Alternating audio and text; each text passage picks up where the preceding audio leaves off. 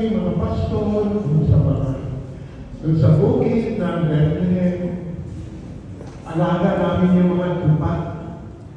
Malalo ba yung mga tupa natin? Sa isang gabi na makukulit. Ayan, kagaya ko na. Nandun na kami, nakaupo, nakahiga, mga tupa, may tulog na. Bigla may sabi na anghel. Tatakot kami. Pero sabi na anghel sa amin, huwag kayong matakot. Meron akong dalang napakagandang balita. Sa araw na ito, doon sa lungsod ng Bethlehem ay pinanganak ang inyong Mesyas. Si Kristo ang Panginoon. At biglang nagkaroon na napakadaming mga anghel na umaawit. Maawit na glory to God in the highest. Gloria in excelsis Deo. Ang napaka-hiwaga, napaka-ganda nga ang buong kalangitan ay punong-puno ng mga helaw maawit. At andun nanginginig sa takot, sa tuwa. Hindi namin maintindihan mo ano yung nakakamdaman namin. Pero andun yung kalwalhatian ng Diyos na aming naranasan. At hanggang ngayon, gamang pa rin. Napapabuhan na lang ito. Nakakabaka ang laking himala. Alauna, nawala yung mga anghel, parang naisipin na. Pero naisip namin, iwanan na natin yung ating mga tupa. Tayo sa Bethlehem, tingnan natin itong sinasabi. Itong anghel sa atin. Kaya ayun, iniwan natin ang mga tupa. Naglakad kami, bumalik kami sa Bethlehem. At noong nakarating kami dun sa Salsaban, nakita namin yung bata. Iba ang dating talaga yung bata namin nakita. Iba yung luwalhati, iba yung liwanag.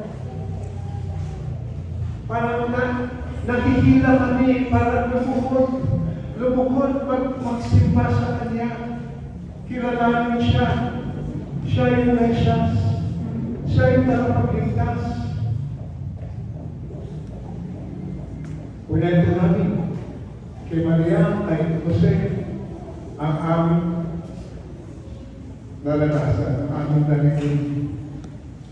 At tuwan-tuwa din sila. At sabi namin,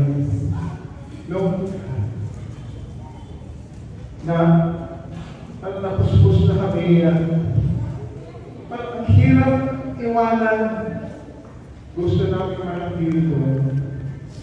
Pero alam namin na kailangan kami balikan namin ang aming mga tupa. Kasi tungkulin pa rin namin na alagaan ang mga tupa namin.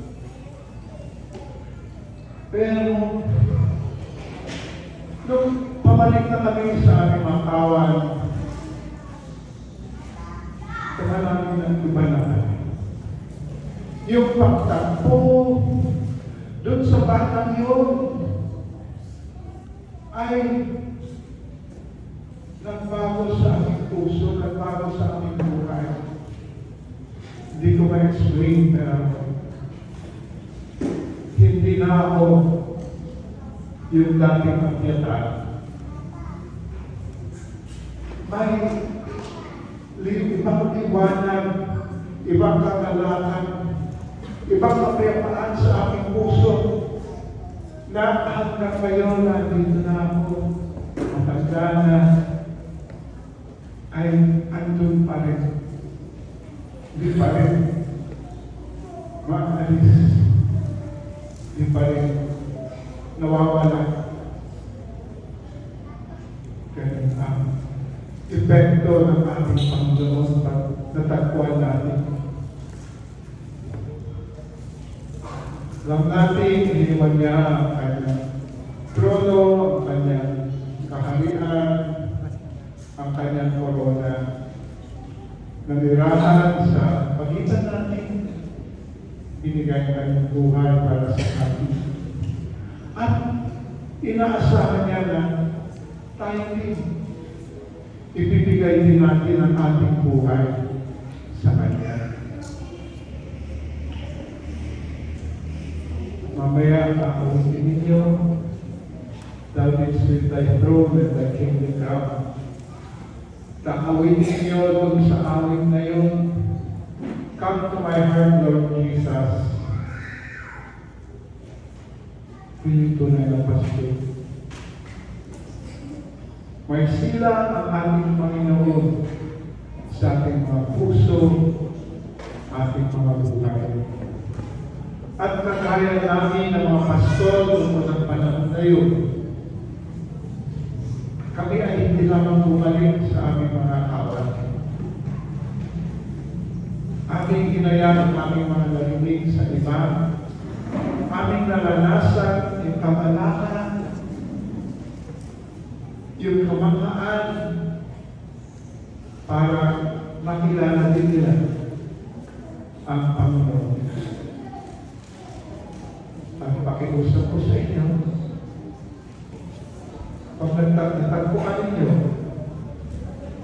ang mesyas na sinilang noon, pag natagpuan ninyo sa inyong mga puso ang mesyas dahil sinilang siya sa inyong mga puso, dahil inaniyaan niyo siya, sinabi ninyo, come to my heart, Lord Jesus. There is room in my heart for you. Naway pagtatagpuan ninyo ang Panginoon, hahayin kayo.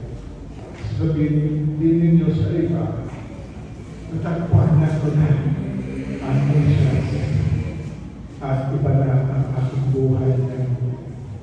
Pagkagawa pa natin yun? God bless po at magigayang Pasko po.